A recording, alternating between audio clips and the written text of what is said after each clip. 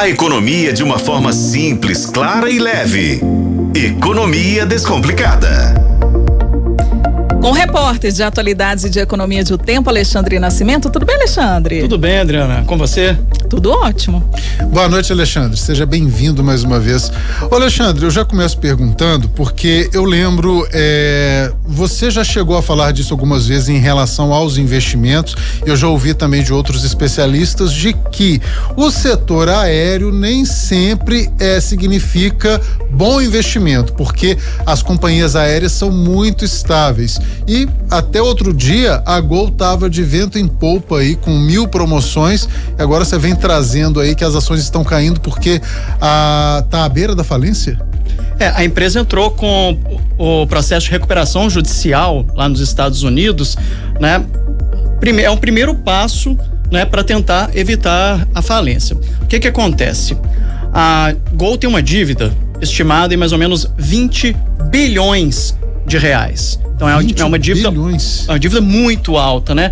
A empresa até está com as operações indo bem, sabe? Tá tendo lucro, né? Ela faz algumas das rotas mais lucrativas do país, né? As passagens subiram de preço, todo mundo acompanhou aí, né? Quem viajou no fim do ano, quem tá viajando agora em janeiro, mas a empresa ainda não conseguiu se recuperar dos problemas da pandemia. A gente lembra que um dos setores mais afetados, né, foi o setor de turismo, né, porque assim, foram voltando primeiro aqueles setores que eram mais urgentes, né, na questão nacional, os serviços, né, mais importantes, a questão de hospital não pode fechar, né, vocês lembram bem que alguns setores ficaram abertos durante a pandemia, mas com aquela questão do isolamento social, afastamento e tudo. Supermercados, né? Tudo funcionou normalmente, né? Entre aspas, né? Isso. E o último setor a voltar, né? Acho que antes, o setor de eventos, na verdade, foi o último, mas o setor de turismo também demorou bastante, né? Para conseguir se reerguer. E o que acontece? Nesse período, as companhias aéreas, elas acumularam muitas dívidas, porque na época, o governo federal não criou um plano de ajuda para essas empresas, né? Então, o que acontece? As empresas pediram socorro ao governo federal. O ministro de Portos e Aeroportos, Silvio Costa Filho, ele chegou a dizer essa semana que o governo federal vai sim apresentar um fundo de financiamento da aviação brasileira para que as companhias aéreas possam buscar crédito, renegociar dívidas, né? E aí vocês podem me perguntar, mas 2-3 anos assim, sem as operações, por que as companhias aéreas tiveram tanta dificuldade e, por exemplo, outras empresas tiveram menos dificuldades? A gente lembra que as companhias aéreas têm um custo muito alto de operação. 40% de tudo que é gasto pela companhia aérea é com combustível, é o querosene de aviação. E por conta dessa questão também de produção menor, né, durante o período de pandemia, e depois veio a questão da guerra lá, Rússia e Ucrânia, o preço do querosene disparou. E além disso, a gente lembra que o dólar chegou a quase R$6.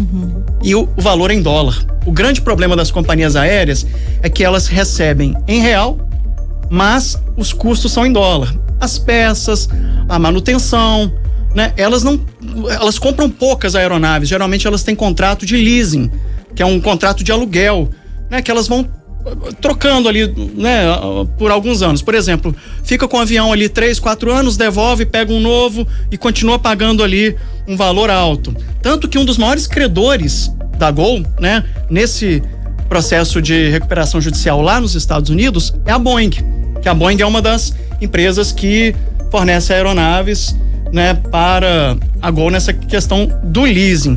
Tem peça que é muito cara, manutenção é cara, né? Os técnicos às vezes também precisam receber em dólar. Então, assim, é uma dívida muito alta que essas empresas vão acumulando. Aí, sem contar também que entram aqueles pedidos de processo na justiça, né? As pessoas querem receber logo, né? Eu comprei. Algumas pessoas querem devolver passagens, enfim. Aí, assim, atrasou meu voo, entra na justiça. E muitas vezes a justiça dá ganho de causa para os passageiros, né? Você pega, por exemplo, um dia como hoje, tá chovendo forte, às vezes você perde um voo, perde uma conexão, a pessoa vai lá, entra na justiça e mesmo às vezes com a questão né, do tempo, a chuva, a empresa é condenada. Então, é um problema mais difícil. Aí a gente pergunta, mas por que ela entrou com o processo de recuperação judicial nos Estados Unidos e não no Brasil? Primeiro que o processo lá é um pouco mais maleável, sabe? Assim, a empresa consegue paralisar.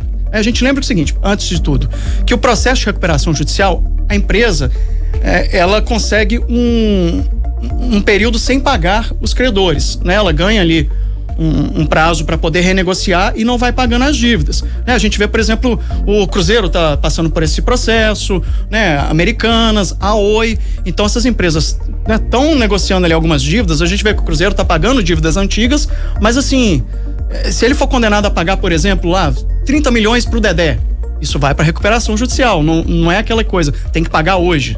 Não, vai para fila, vai tudo ali para recuperação judicial. E é mais ou menos o que a Gol está tentando, né? Ela tem também uma grande dívida com a Vibra, que é uma empresa de combustíveis, né? O jornal Globo até disse que chegou a informar que a Gol está com dificuldade de comprar combustível, mas a empresa negou, falou que as operações estão normais. E lá nos Estados Unidos, então, é um pouco mais maleável. E a Gol, como ela opera lá, ela tem essa possibilidade de entrar com o processo lá. A Latam fez isso em 2020. E a Latam se recuperou. Né? Em vez de decretar falência e tudo, não, a Latam conseguiu se recuperar. Né? Conseguiu diminuir a dívida, conseguiu renegociar com os credores e alguns desses credores estão lá fora. Por exemplo, no caso da Boeing.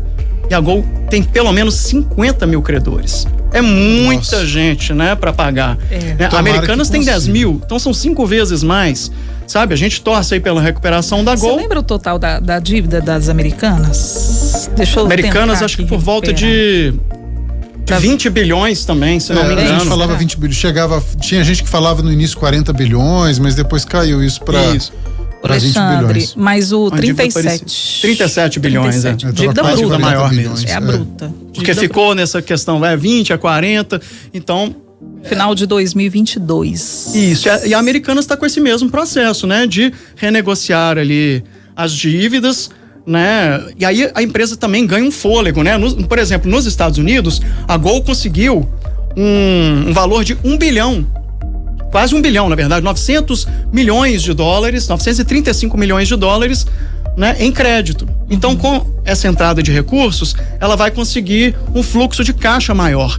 O governo federal, dando uma ajuda também, vai conseguir também socorrer essas empresas. A Azul também está com dívidas, né? As duas juntas somadas, 45 bilhões de reais em dívidas. Então ferrou para todo lado. Pois é, as empresas estão... Aí é difícil, né? A gente vê o preço da passagem está alto, mas as companhias aéreas estão passando por um momento ruim. A gente lembra que Varig quebrou, VASP quebrou, né? Muitas companhias, Webjet, Avianca. Então, é um setor complicado. Algumas perguntas, então, Alexandre, pra gente esclarecer pros ouvintes. Eu posso comprar passagem hoje da Gol? É seguro comprar passagem? Se eu já tenho passagem, eu vou conseguir voar, seja daqui 3 meses? Sim, as operações a Gol está garantindo, né? Estão completamente normais, né? Pode comprar passagem normalmente, não vai ter problema, né? E a gente tem o exemplo da Latam, que a Latam continuou operando normalmente, né, e conseguiu se recuperar. É um fôlego que a empresa ela pede, né, para conseguir adequar ali o fluxo de caixa, ainda, né, como eu lembro, por causa da pandemia. Então é difícil, imagina uma empresa ficar realmente 2 anos totalmente paralisada ou apenas com voos assim muito importantes, às vezes transportando médicos, transportando vacinas, né? A gente lembra disso, né? Então realmente o setor de aviação é um setor muito complicado, por isso que muitos especialistas em investimentos dizem, olha, se for investir, pensa bem, é um setor mais complicado, verdade, que tem muitas dívidas, né? Não é dos mais simples, não. E funcionários? Notícias aí se os funcionários estão recebendo seus salários normalmente, comissários, pilotos, ou ainda isso não foi divulgado? Não, isso não foi divulgado, mas assim, a gente não tem reclamação. Porque se tivesse também, eles já estariam aí até em estado de greve, né? Sim, a gente sabe que certeza, o trabalhador nesse ponto, ele se mobiliza mais rapidamente, né? O sindicato deles é bem forte, né? A gente lembra que no ano passado o sindicato fez uma greve no início do ano, né? Eu até fui cobrir aqui pelo jornal, então eu ia todos os dias lá pro aeroporto e via como eles são fortes, sabe? Um sindicato muito forte, que não tem agora qualquer reclamação, né? A Gol está sim com salários em dia e pretende manter, sabe? Assim, acho que o último segmento ali dentro da empresa que vai passar por qualquer problema vai ser essa questão trabalhista, né? Primeiro eles vão tentar renegociar dívidas com esses credores, né?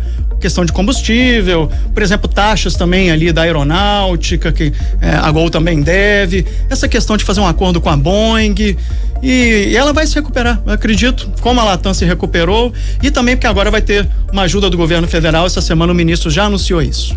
E eu, como uma boa investidora, que um dia eu serei, quero saber as ações da Gol hoje, porque eu me lembro muito bem que o senhor já disse aqui que a gente tem que ficar de olho nas ações que por vezes caem o valor e que pode ser um bom momento para a gente adquirir essas ações, né, para depois ver os lucros mais para frente. Esse é um caso? Acredito que sim, pode ser um caso, né? Posso comprar as ações? Olha, eu vou falar, o Bradesco tinha colocado o preço-alvo da ação em R$10. Hoje, com a queda de 8%, a ação da Gol está cotada em R$5,92. Só que o Bradesco mudou o preço-alvo para R$1. Imagina só, então... será que vai chegar a R$1, igual chegou às americanas, né? Pois o banco está com essa avaliação, né? Então é uma recomendação de cautela. Acho que se chegar R$1 eu compro. Você compra. Só que normalmente, né, assim, as empresas se recuperam, né? Elas chegam em situações assim. Mas, por exemplo, a Braskem teve um problema lá em Maceió. Pode ser que ela consiga recuperar e daqui a pouco está valendo mais. A gente lembra da Vale. A Vale, na época de Brumadinho, as ações caíram bastante, né? Estão caindo, né? Caíram ontem, estão caindo nesse ano. Por causa também daquela ação judicial, né? De pagar a indenização às vítimas de Mariana, né? Tem o preço do minério que está defasado, tem a questão agora de 47 bilhões, né? De condenação, e ainda essa questão do governo federal indicar o Guido Mantega, ex-ministro da Fazenda do governo Lula, para a presidência da Vale. Só que hoje, né, o ministro Alexandre Silveira negou, né, que isso vai acontecer, e aí por isso as ações da Vale hoje subiram 2%, mas elas ainda estão ali por volta de R$70. As ações da Vale ano passado chegaram a 120, né? E é uma empresa com um grande fluxo de caixa, uma empresa que tem um estoque muito grande ali de minério de ferro, né? Então, assim, é uma empresa que talvez a Vale, comprar ações da Vale seja melhor nesse momento do que comprar ações da Azul. Da Gol, desculpa. Da Gol, espera um pouquinho pra gente ver qual vai ser, né? É isso. Aí a gente já traz, né, Léo, a informação dessa crise envolvendo a Gol e também dicas de investimento e uma série de outras questões que envolvem também a economia, né? De uma forma geral. Obrigado, viu, Alexandre? Nada, sempre um prazer estar com vocês aqui.